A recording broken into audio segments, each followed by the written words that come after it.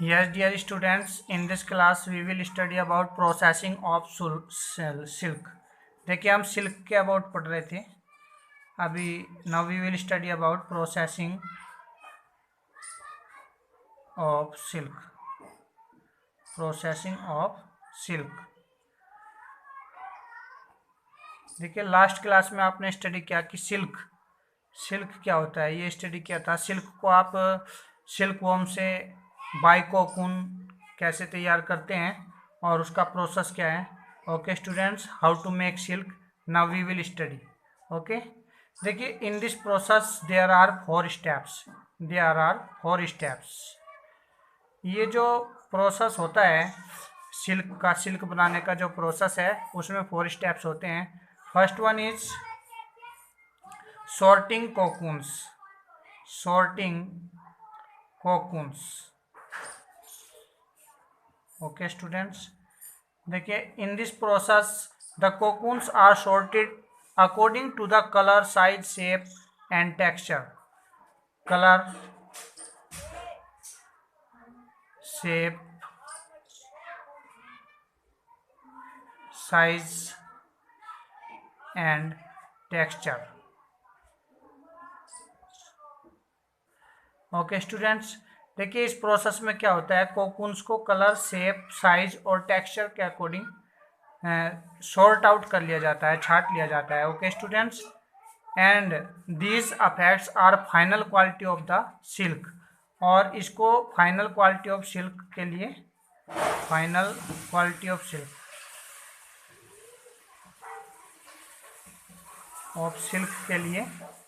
Send कर दिया जाता है इस प्रोसेस में. तो ये सॉर्टिंग प्रोसेस होता है स्टूडेंट्स, जिसमें उनको कलर, शेप, साइज और टेक्सचर के बेस पर सॉर्ट आउट कर लिया जाता है. After that second step is softening of sericin.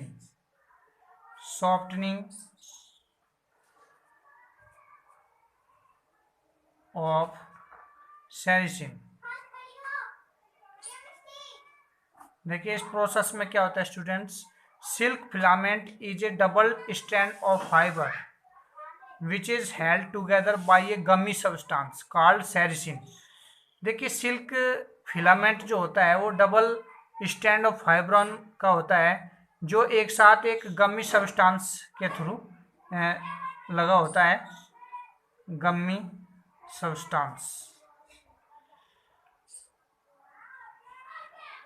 Substance के थ्रू एक साथ चिपका होता है, जिसको आप सेरिसिन बोलते हैं. क्या बोलते हैं? सेरिसिन.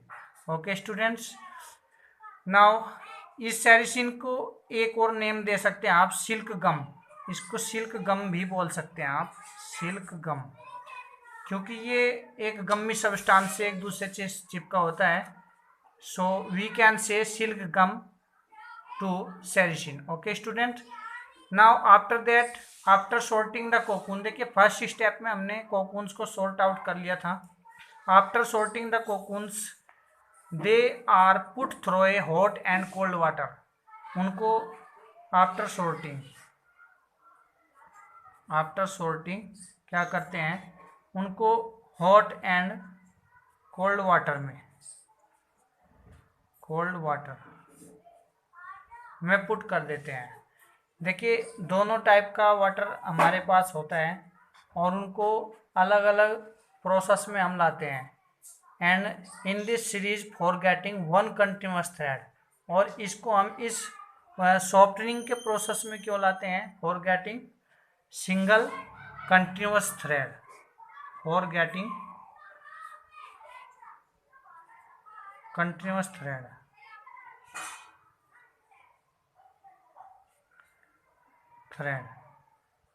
धागा.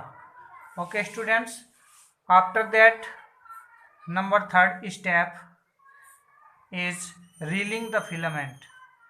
देखिए जब इसका हम थ्रेड बना लेते हैं सेकंड स्टेप में, तो फिर थर्ड स्टेप आता है reeling the filament.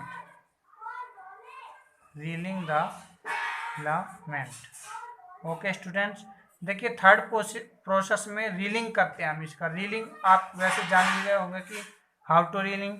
The process of unwinding the silk. जो सिल्क फिलामेंट होता है हमारे पास अनवाइंडिंग अनवाइंडिंग अनवाइंडिंग सिल्क आपको पता है कैसा होता है सिल्क फिलामेंट।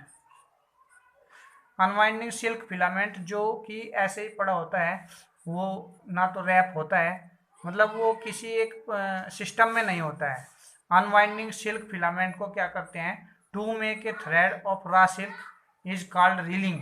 उसका एक थ्रेड बनाने के लिए रा सिल्क से उसको क्या बोलते हैं, reeling. Okay students, the final length of reeled filament is 300 to 60। इनको जब हम रील्ड करते हैं तो उसकी जो फाइनल लेंथ है वो क्या होती है, final length is 300 to 600 metre. Okay students, जो ये अनवाइंडिंग सिल्क थ्रेड होता है स्टूडेंट्स, इसको हम रीलिंग फिलामेंट प्रोसेस के थ्रू क्या करते हैं, एक लेंथ में उसको रील कर देते हैं, जो कि हम 300 से 600 मीटर तक उसको रखते हैं। मिनिमम 100 होना चाहिए और मैक्सिमम 600 मीटर तक होना चाहिए, उसके अकॉर्डिंग हम उनको रील कर देते हैं। Okay student, in this process, after this process students, we finally we take number 4 step, baling। Okay student, last process step होता है इसमें बेलिंग, और उसके थ्रू हम फाइनल उसको सिल्क को एक थ्रेड के रोल के रूप में गेट कर लेते हैं। Bowling is a process by which a large bundle or package is prepared for shipping, storage और sale। देखिए स्टूडेंट्स, ये बॉलिंग जो प्रोसेस है ये क्या है, ये एक ऐसा प्रोसेस है जिसमें हम एक लार्ज बंडल बना लेते हैं इसमें। ओके, और उसको हम लार्ज बंडल की फॉर्म में पैक कर लेते हैं, ठीक है, for shipping, storage, for shipping, storage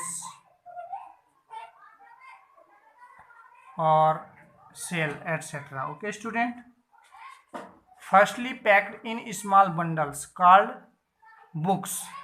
पहले हम उसको क्या करते हैं, firstly packed in small bundles में हम इसको पैक्ड कर लेते हैं, जिसको क्या बोलते हैं, इस प्रोसेस को बोलते हैं स्टूडेंट्स बुक्स। जो उसको स्मॉल बंडल्स में हम पैक कर लेते हैं उसको बोलते हैं बुक्स। और स्मॉल बंडल्स बनाने के बाद ये स्मॉल बंडल्स कितने वेट के होते हैं, लगभग weighing near about 2 to 4.5 kilogram. 2 kilogram से 4.5 किलोग्राम तक के ये छोटे छोटे बंडल्स होते हैं। These are put into bales weighing about, okay students, और इनको हम फिर लार्ज बंडल में कन्वर्ट कर लेते हैं। ओके स्टूडेंट्स, वो लार्ज बंडल आपका लगभग होता है 60 किलोग्राम का। ये छोटे छोटे बंडल्स, इनको कलेक्ट करके हम लार्ज बंडल बना लेते हैं, वो 60 किलोग्राम का होता है। ये आपका सिल्क प्रोसेस का मेथड था, how to prepare silk. Okay students, now we will study about the types of silk. Silk के टाइप स्टडी करेंगे students. How many types, there are 4 types of silk. Silk जो है 4 types की होती हैं। 4 types कौन कौन सी होती है students? First is mulberry silk,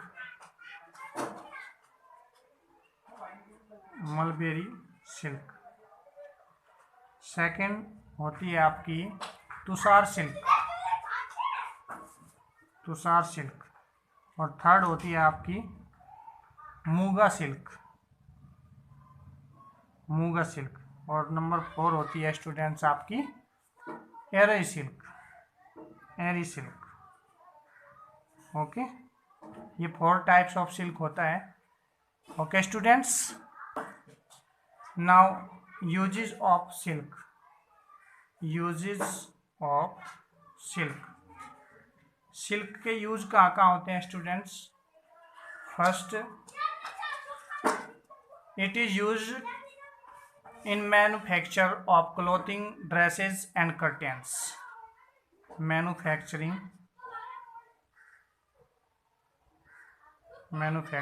in clothing, dressing and curtains etcetera. Okay students, इनमें इसका यूज किया जाता है कर्टेन्स, पर्दे वगैरह बनाने में, क्लॉथ्स वगैरह, ड्रेसेस वगैरह बनाने में. और second, it is use in manufacture of some handicrafts. कुछ हैंडीक्राफ्ट्स बनाने में भी इसका यूज किया जाता है. And thirdly, it is use for making parachutes, bicycle tyres etcetera. Parachutes, bicycle tyres etcetera. Parachute बनाने में, बाइसिकल के टायर वगैरह बनाने में भी इनका यूज किया जाता है. Okay students, now after that we will study about man made fibres.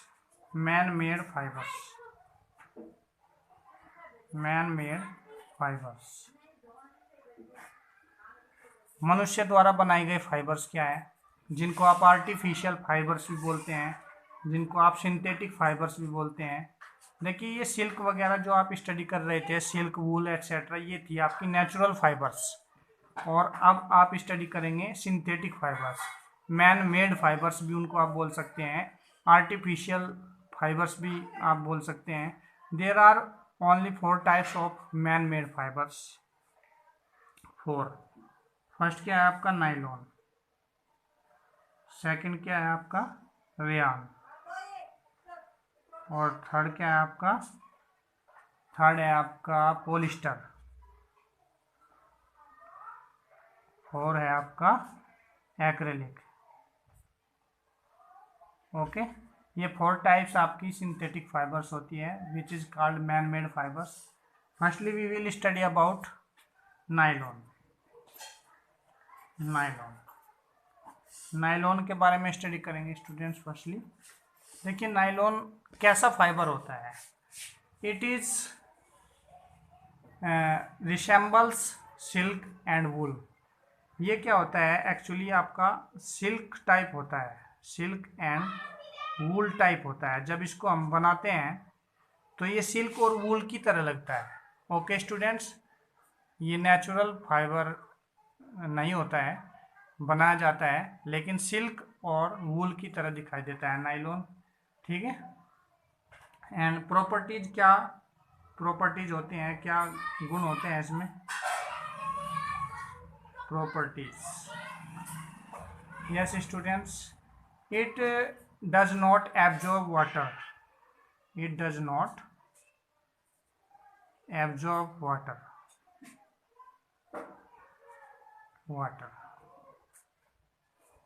इसमें आपका ये वाटर को एब्जॉर्ब नहीं करता है, यानी कि पानी को नहीं सोखता है. Secondly, it can be very thin and strong fibre. ये बहुत पतला होता है, थिन एंड स्ट्रॉन्ग, और बहुत मजबूत होता है. पतला होता है और बहुत मजबूत होता है. Third, it is elastic. ELASTIC. ये नाइलॉन आपका इलास्टिक की तरह होता है, घट सकता है, बढ़ सकता है.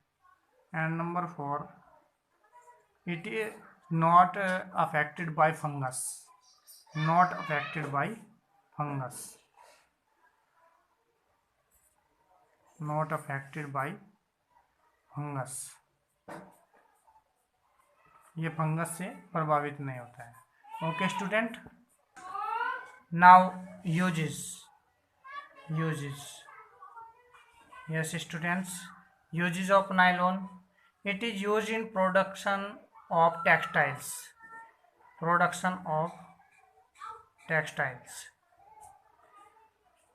Production of textiles.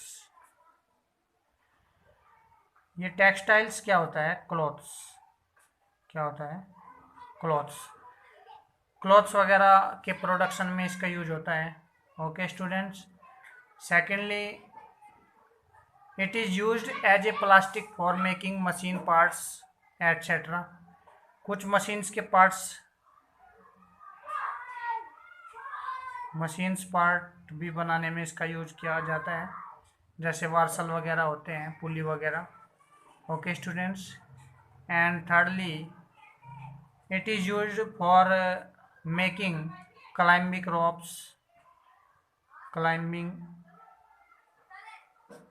रोप्स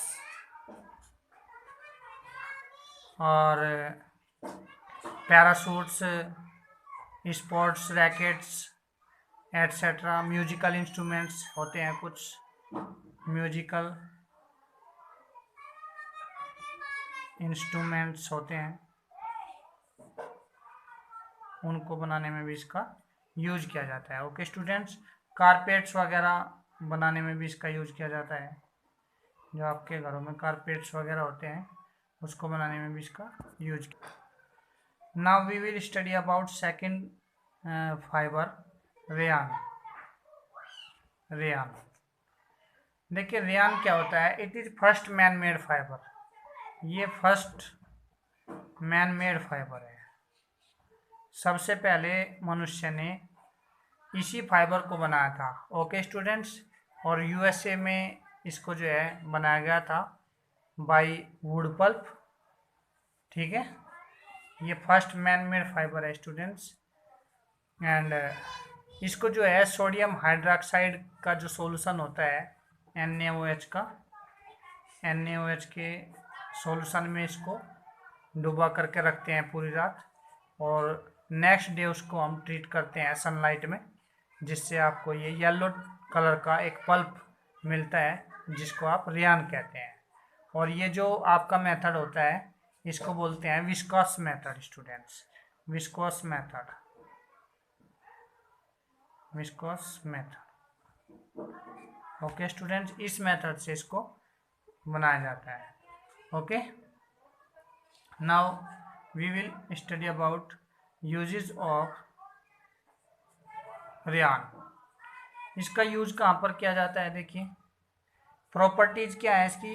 या it is in yellow colour, ये येलो कलर में होता है, and first man made fibre. अब यूजेस क्या है इसके? देखिए, it is use to manufacture tyres cords, for tyres cords. जो आपके 4 व्हीलर्स होते हैं, जैसे ट्रक्स है, बसेस हैं, उनके जो टायर्स बनाए जाते हैं, उसमें इसका यूज किया जाता है। सेकेंडली, जो बैंडेजेस होती है मेडिकल्स पर, आपकी मेडिकल स्टोर पर बैंडेज नहीं होती है, उसमें इसका यूज किया जाता है। Okay students. और टेक्सटाइल में भी कुछ फैब्रिक्स बनाने में इसका यूज होता है, टेक्सटाइल्स में। And for making bed sheets, aprons, caps etcetera. Bed sheets वगैरह बनाने में भी इसका यूज होता है। Okay students. और एप्रॉन्स एटसेट्रा बनाने में। Okay students. And also for making beautiful carpets, beautiful carpets बनाने में भी इसका यूज किया जाता है। Okay students. Now after that third is polyester. देखिए पॉलिस्टर फाइबर कैसा होता है? It is an important man made fibre. ये मैन मेड एक, देखिए मैन मेड तो ये चारों ही है, लेकिन ये एक ऐसा इम्पोर्टेंट फाइबर है। It is a polymer which is produce from coal, air, water and petroleum products. ये आपका जो बनाया जाता है कोल से, कोयले से, पेट्रोलियम से, एयर से और वाटर से, इनसे ये आपके इसके प्रोसेस से बनाया जाता है। और ये क्या है? एक पॉलीमर है। Polyester blends with wool, acetate और rayon. to improve its energy. Okay students, and washability. Polyester को और कॉटन को अगर आप मिला देंगे तो ये आपका टेरिकोट बन जाएगा। टेरिकोट का आपने कपड़ा पढ़ा सुना होगा। अगर पॉलिस्टर को कॉटन के साथ मिला दें, पॉलिस्टर प्लस कॉटन, ये आपका बन जाएगा terricot. Okay student, now properties, क्या प्रॉपर्टीज है इसकी? It is a strong, stretchable and durable fibre. Strong, stretchable and durable, मजबूत, खिंचावदार और टिकाऊ फाइबर होता है ये। It does not damage by sunlight, not damage, not damage in sunlight, सूर्य के प्रकाश में ये धूप में खराब नहीं होता है। Okay student. Third, it can be easily washed, और आसानी से धो जाता है, easily washed. Okay students, now uses of polyester. First one is it is used for making sailboats। sailboats का जो सेल बनाया जाता है, आपने देखा है जो समुद्र में आपकी नाव होती है और उनमें इस तरह का वो कपड़ा लगा होता है, इसमें ऊंचा ऊंचा, वो जो क्लॉथ्स होता है वो आपका पॉलिस्टर का ही बनाया जाता है। वो एयर प्रेशर को रोक करके बोट को आगे फॉरवर्ड करता है। Secondly, it is used in the form of terracotta for making shirts and other dress materials। इससे आपकी शर्ट्स वगैरह, ड्रेसेस वगैरह बनाई जाती हैं, शर्ट्स और other dresses. Okay students. Third is it is used for making water hose. Water hose बनाए जाते हैं इससे। वाटर होज आपने सुना होगा। ये वाटर होज क्या होता है?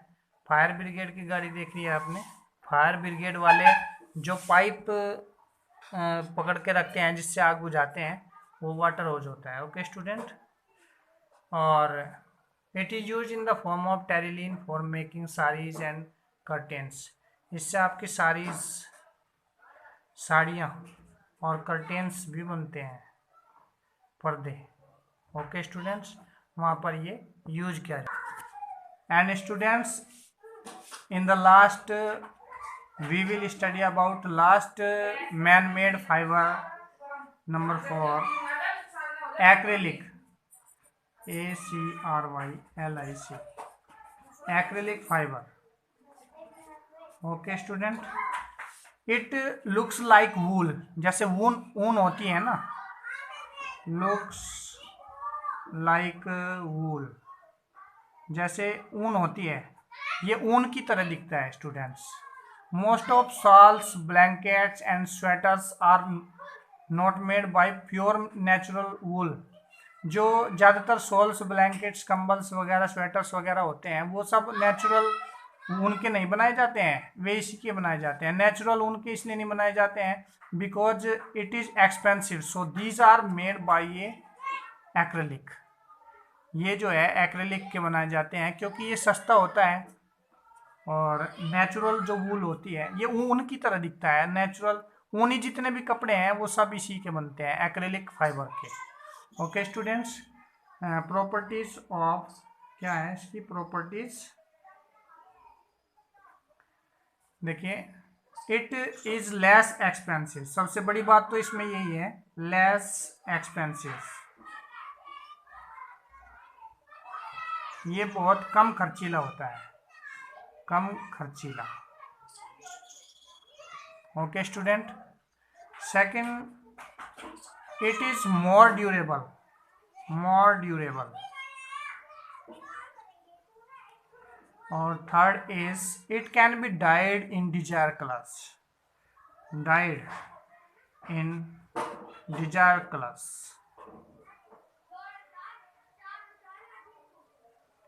जो आपका मन करता हो उस कलर में आप इसको डाई कर सकते हैं। ओके स्टूडेंट, यूज इसका कहाँ पर है देखिए, इसका यूज तो बस एक ही है ऊनी कपड़ों को बनाने में। It is use for making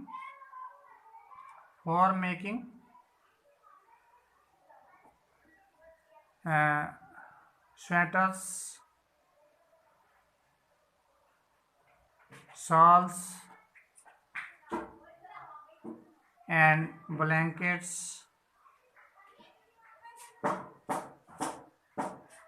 coats, etc. Okay students, winter में फॉर विंटर में सर्दी में आपके जितने भी कपड़े बनाए जाते हैं वो सब एक्रेलिक के बनाए जाते हैं, क्योंकि वो कम खर्चीले होते हैं, सस्ते होते हैं नेचुरल वूल के कंपैरिजन में।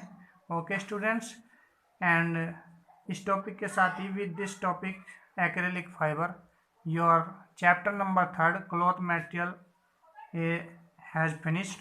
यहाँ पर आपका चैप्टर फिनिश होता है। ओके स्टूडेंट्स, ये जो मैन मेड फाइबर्स आपने यहाँ पर पढ़े हैं for nylon, rayon, polyester and acrylic, in all about you will study in next class in detail. Okay students, thanks.